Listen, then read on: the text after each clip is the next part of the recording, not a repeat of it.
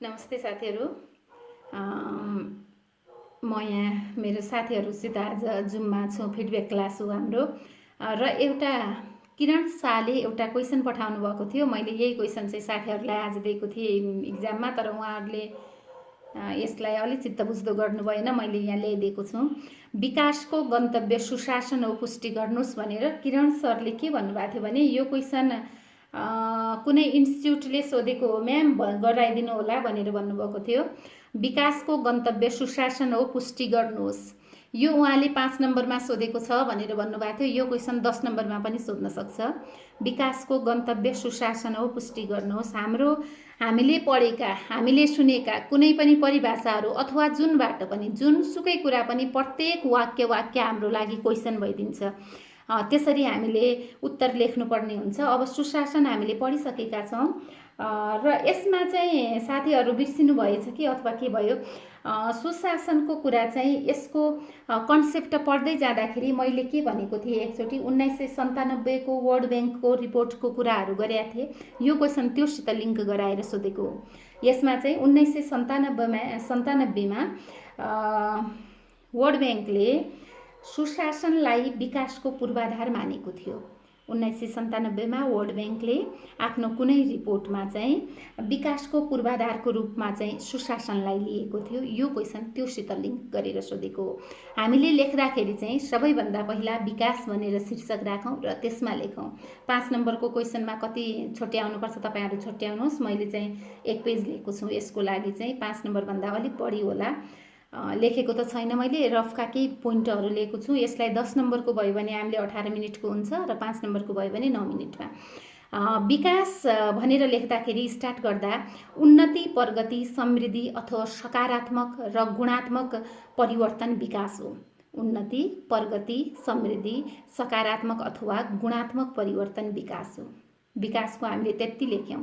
अनि त्यसपछि सुशासन टपिक राख्नुहोस्, सब टपिक, र त्योभित्र लेख्नुहोस्, टिप्नुहोस् है, उन्नति, प्रगति, समृद्धि, सकारात्मक अथवा गुणात्मक परिवर्तन विकास हो। यो तपाईँहरू आफ्नो विकासको परिभाषा राख्न सक्नुहुन्छ। यही राख्नुपर्छ छैन, मैले चाहिँ बनाइदिएको हो। अनि सुशासन चाहिँ न्यायोचित शासनको अभ्यास हो। सुशासन भनेको न्यायोचित शासनको अभ्यास हो। यसले राज्य सञ्चालनमा पारदर्शिता, जवाफदेहिता, विकेन्द्रीकरण, जनसहभागिता, कानुनको शासनको प्रत्याभूत गर्दछ। मैले भनेको छु घरिघरि हामीले कुनै पनि कुराको एन्सर लेख्दाखेरि सुरुमा कुनै परिभाषा राख्यौँ अथवा आफ्नो उत्तर राख्यौँ भने त्यो पहिलो वाक्यमै एउटा चाहिँ उद्देश्य राख्थ्यौँ। त्यस्तो उद्देश्य, महत्त्वपूर्ण उद्देश्य, सबैभन्दा महत्त्वपूर्ण बन्ने एउटा उद्देश्य राख्थ्यौँ, त्यो परिभाषासित हामी जोडेर। न्यायोचित शासनको अभ्यास सुशासन हो।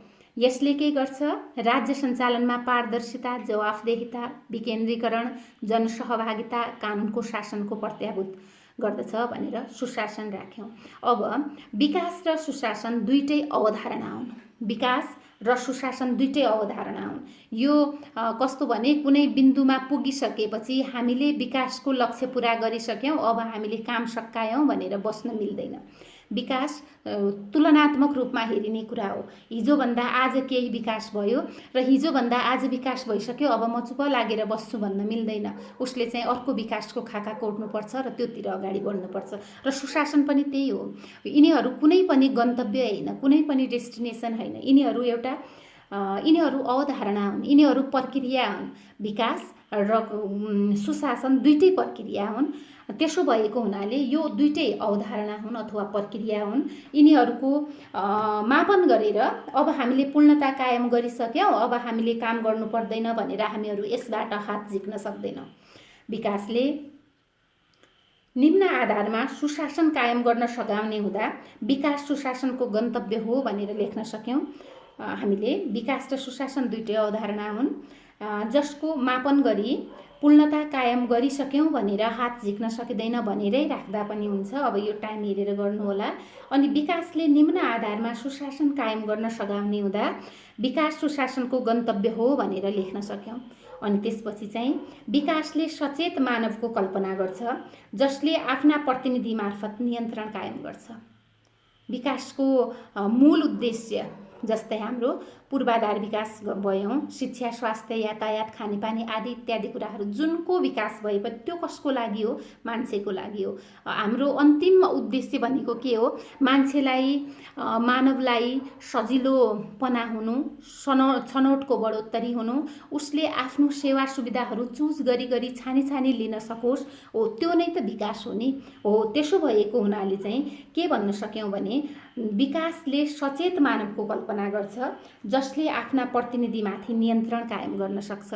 यो अब हेर्नुहोस् त, यसलाई सुशासनसित कसरी लिङ्केज गऱ्यौँ? हाम्रो लिङ्केज कहाँ भयो? सुशासनले के भन्छ?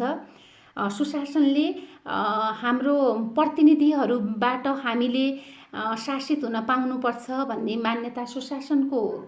त्यसमा बालिग मताधिकारको कुरा हुन्छ, आवधिक निर्वाचनको कुरा हुन्छ। त्यो कुरा त हामीले सुशासनमा पढिसक्यौँ, यो भनिरहनु पर्दैन। हो यसलाई चाहिँ त्यहाँ जोडेको हो। यो पोइन्टको लिङ्केज चाहिँ सुशासनको तिनीहरूसित छ, सुशासनको राजनीतिक पाटोहरूसित छ। यसको लिङ्केज चाहिँ विकासले सचेत मानवको कल्पना गर्छ, जसले आफ्ना प्रतिनिधिमाथि नियन्त्रण कायम गर्छ।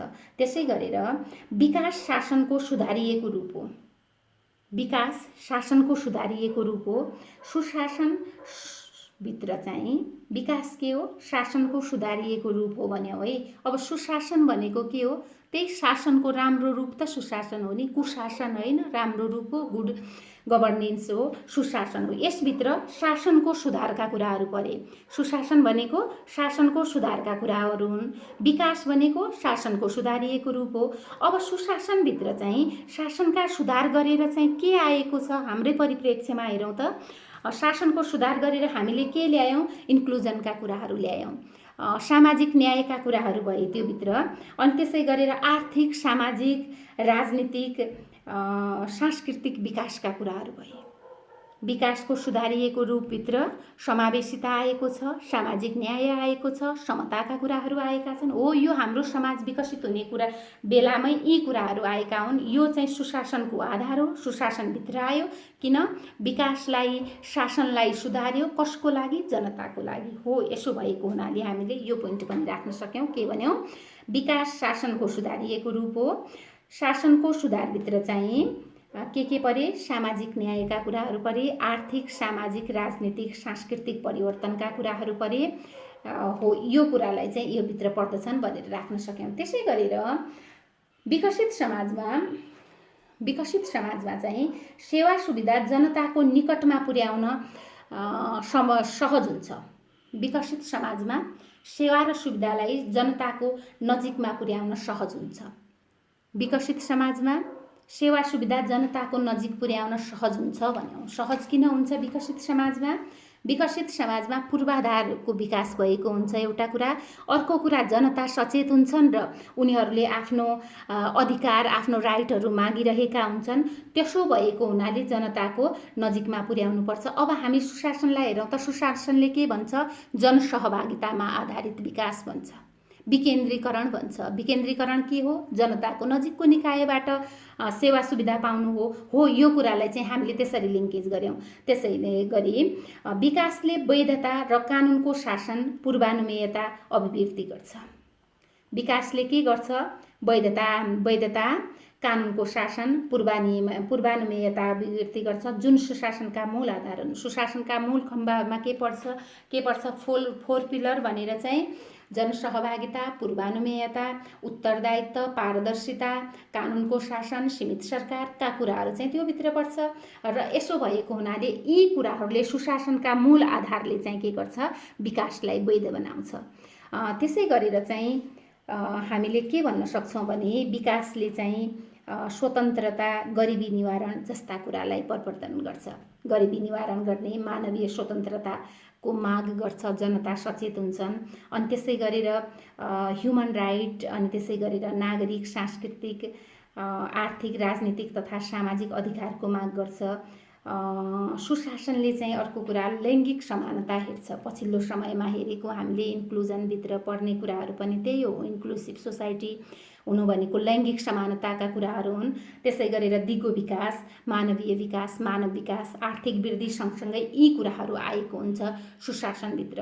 तसर्थ हामी के भन्न सक्छौँ भने अन्तिममा विकासले सशक्त नागरिक तयार गर्छ, स्तर र हैसियतमा पहुँच बढाउँछ, जसले सुशासन कायम गर्न सकिन्छ भनेर हामीहरू यो प्रश्नलाई बिट मार्न सक्छौँ।